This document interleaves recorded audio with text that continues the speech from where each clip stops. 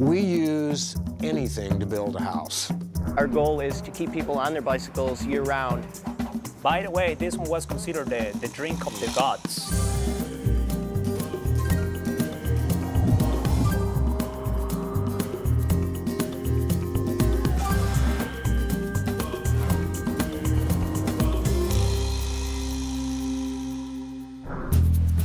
Welcome to Save My Planet.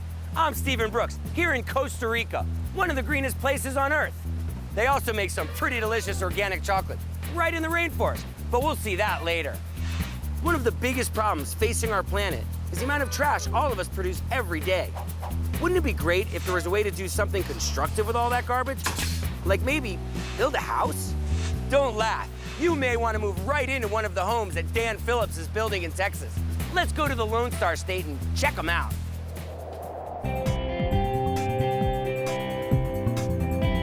The philosophy of the Phoenix Commotion is to use free salvage and recycled materials in the goal of providing affordable houses for single mothers, families with low income, and artists. Also, in the mix, train unskilled workers so that we're basically using one social problem to solve another. The idea is that we're trying to keep things out of the landfill. Landfills are getting choked and closing all over the country. In a town this size, which is 30,000, we otherwise would be burying materials for a small-scale house once a week. That strikes me as just a little bit piggy. Good point, Dan. But are materials destined for the trash really reusable? We have little families that would do anything to own a home, and here we're throwing away all these materials. They're good materials, and if you keep an eye towards design, they can be pleasant-looking houses. Other contractors would never use these materials. They'd go out and buy new with tons of waste, where we spend a little bit more time digging around and find materials that are usually 10 times better. I get a call 3 times a week from folks locally saying, you want a tub, you want a vanity, you want a window? Sure, sure, sure. All that material is very useful material. Anything can be used. Doesn't make any difference. This is the bone house. And we're using a lot of bone. The only difference between bone and ivory is that ivory is illegal and bone is free. These vertebra bones here kind of look like gargoyles, kind of whimsical. We have bone trim around the front door here. And then the crew and I made a little bouquet of flowers here, some with bone, some old pieces of pipe. And then we made the house numbers out of bone as well. This is a 3-bedroom, 3-bath house for artists only. This is, of course, the kitchen, and with a water heater, size of a cereal box. Whenever you turn on the water, it heats the water real fast. We've explored bone for handles and cabinet door handles. We made a site-built solar tube up here, and it lets in the light without the energy inefficiency of a skylight. Then the stained glass panel came out of the dumpster, which is amazing to me. Since this is a bone house, we're making bone patio furniture here too. Ooh, spooky. And pretty cool too. But if bones aren't your thing, Dan's got some other creative designs up his sleeve. This treehouse studio combination is a completed project, all out of recycled materials. The bathroom is shards of tile, and since we didn't have blacks and whites that were all the same, we mixed them up so that you had a pattern and you didn't notice that kind of thing. You have a small little kitchen right here, and the countertop is out of Osage orange slices. That's the same thing that the tree house is in, is an Osage orange tree. And then this is regular tile grout, and then 2 coats of urethane to protect it. Then you can't have a tree house without a balcony. So the balcony is 35 feet above Town Creek. The ceiling, it consists of frame samples from frame shops. When they rotate, frame shop rotates its inventory, they just throw those things away, and then of course I'm standing there.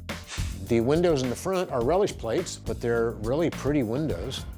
It's completely possible to build a house out of free salvage and recycled materials. That makes it sustainable because we're throwing those things away anyway. And then because they were free, they become affordable.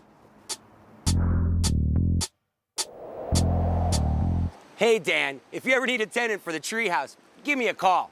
When we come back, we'll go into one of Dan's newest homes and meet the owner who helped put it together. Welcome back. We've been talking to Dan Phillips of the Phoenix Commotion, an organization that's building homes that are beautiful, affordable, and best of all, green. In fact, over 80% of the materials used to build these homes would have ended up in the landfill. Let's head back to Texas and see the proud owners of one of Dan's incredible creations.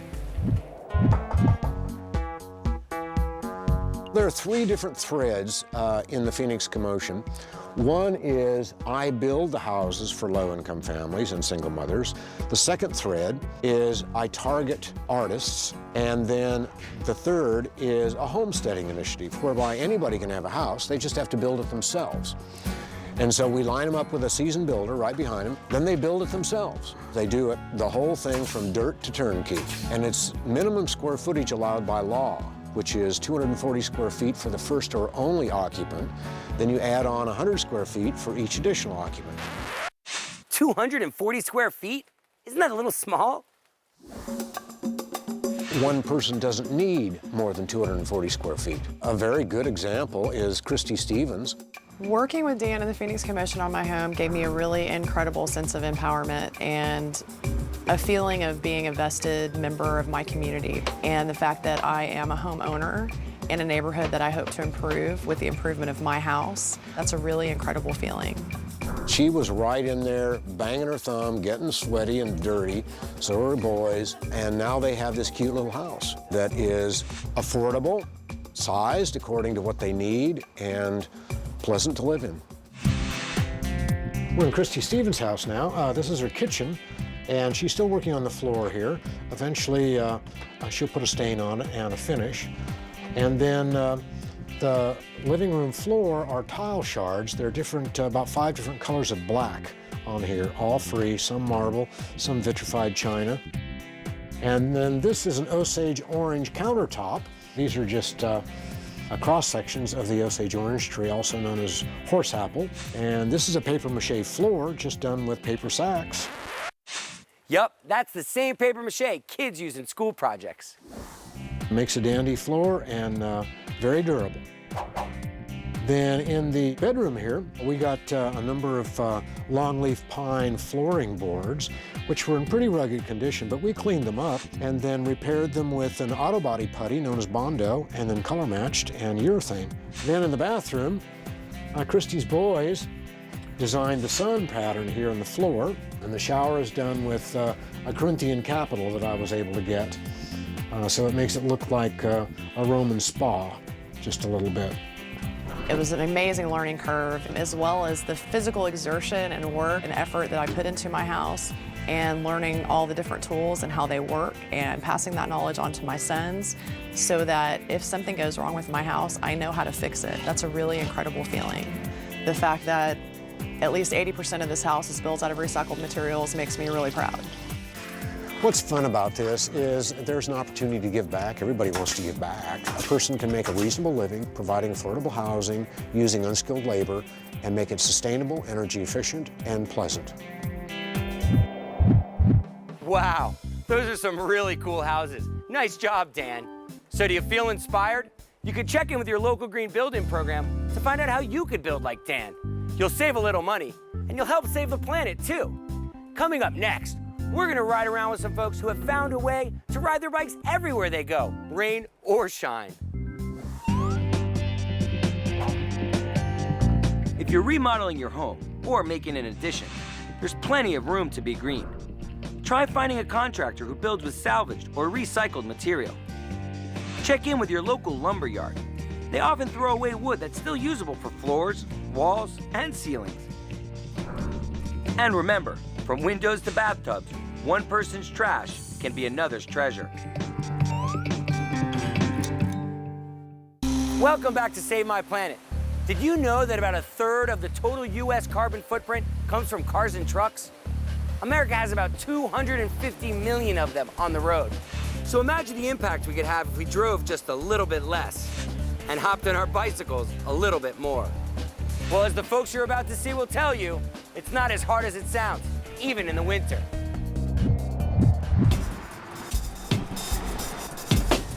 The automobile is probably the largest impact that the typical citizen has on the environment.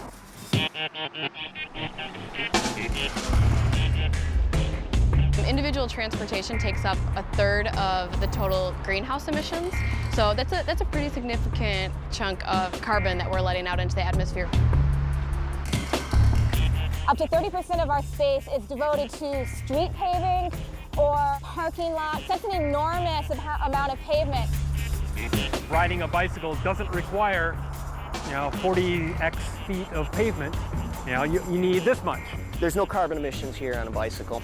You're not utilizing fossil fuels. You're not adding to our dependence on foreign oil. Most of the time, you're only going maybe 2 miles at the most to see a friend, go to the store. Using a car, when it's just carrying you and maybe some groceries, is like carrying a pea in a wheelbarrow. Totally. And then you have all that stop-and-go city driving, which gives you the worst gas mileage. Recognize that we have a choice.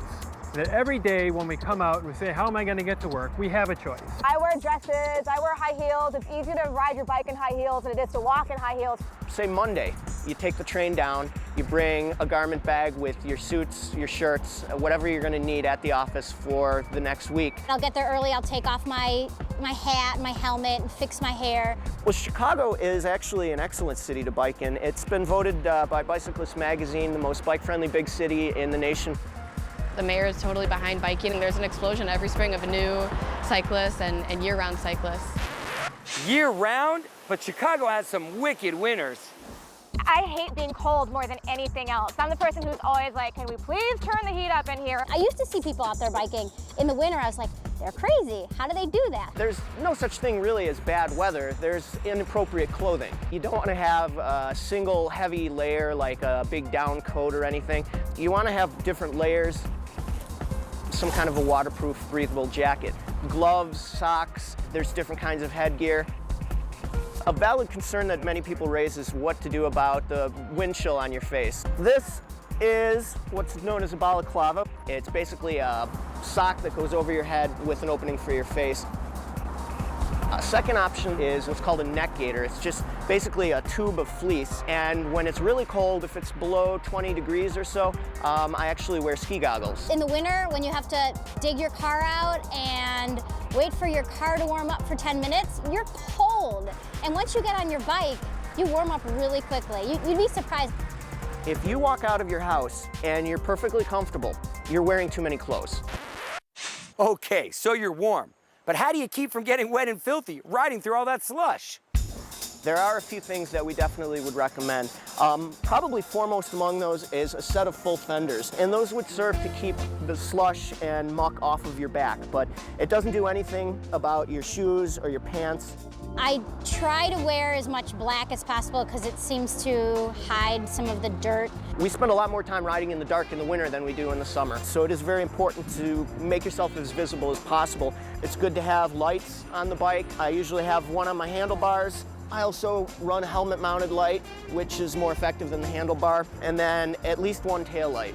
Just make sure you're seen. You might get honked at occasionally by a driver, but if they're honking at you, they see you.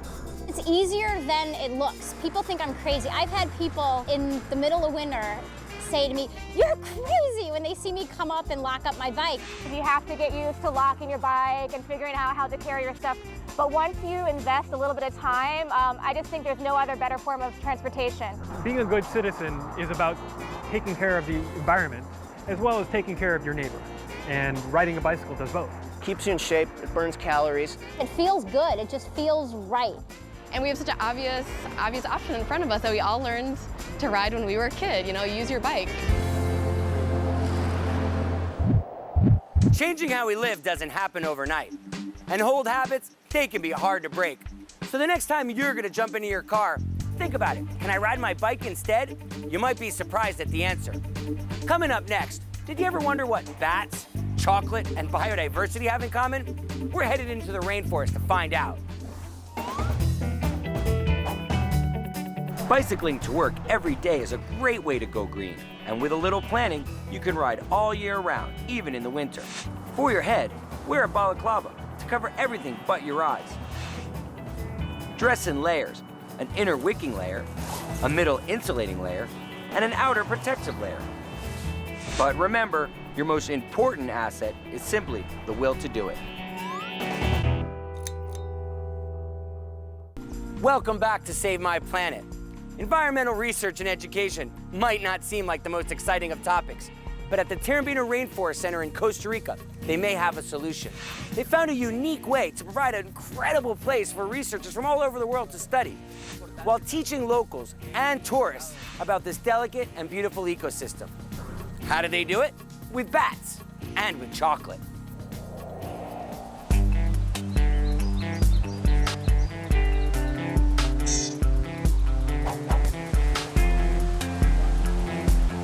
I'm here with Carlos Chavarria at the Tarambina Rainforest Center. Tell me, Carlos, what is Tarambina? What do you guys do here? Tarambina is a non-for-profit organization that is working on conservation, research, and education. And that we are trying to do is to protect our rainforest reserve, working with the local communities. So this is why we decided to start working with tourism. So now tourism, it is the principal way how we are financing research and how we are financing education. So I understand you have a project with white bats. Tell me a little bit about that. It is one of the many research projects that we have here, and it's related in general with bats, because when we think about bats, we are thinking about Dracula, vampires. So what we are trying to do is to give the real importance from the bat. I'm here with Bernal Rodriguez. He is the Director of Research here at Tarambina. Entonces, tu enfoque, ¿en qué tipo y qué es la importancia de las murciélagos? Bueno, en Costa Rica la mitad de las especies de mamíferos son murciélagos. Wow. Tenemos más de 100 especies de murciélagos. Wow, more than 100 species. It's half of the mammal species in Costa Rica are bats. That's pretty cool. Whoa, it's scary. Oh my goodness. Would he bite me? Yes. So at night they'll catch many different species of bats. This is a great one to show to guests and to the people, the researchers here, because it's really important for people to connect with the bats and realize that they're not this, awful and scary thing. A lot of places in Central America where the rainforest has been cut, the bats are the species that actually carry the seeds there and reforest the large rainforest trees. Y eso es gratis. Wow, and it's free. Now that's a good deal. So you were saying that you study the white bats. Sí. Can we go see them? Sí, claro. All right, let's go. Vamos.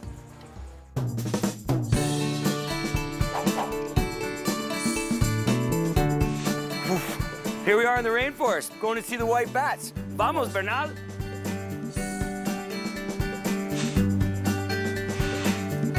Think you found them. I see now why they call them white bats. They're white. Bueno, esta es la tienda. So this is their little tent.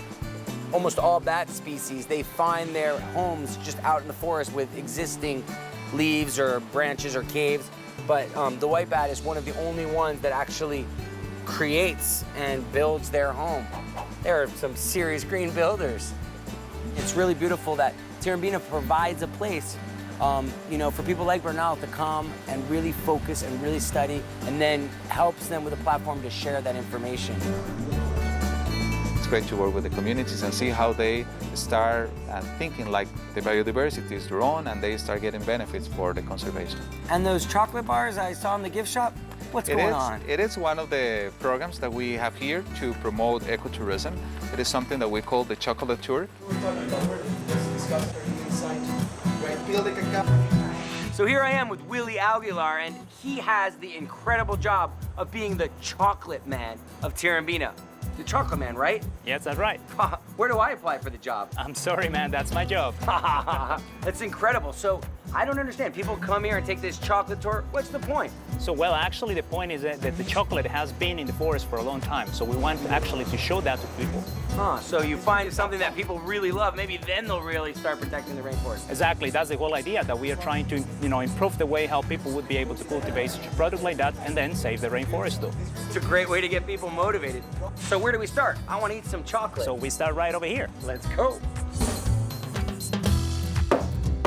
All right.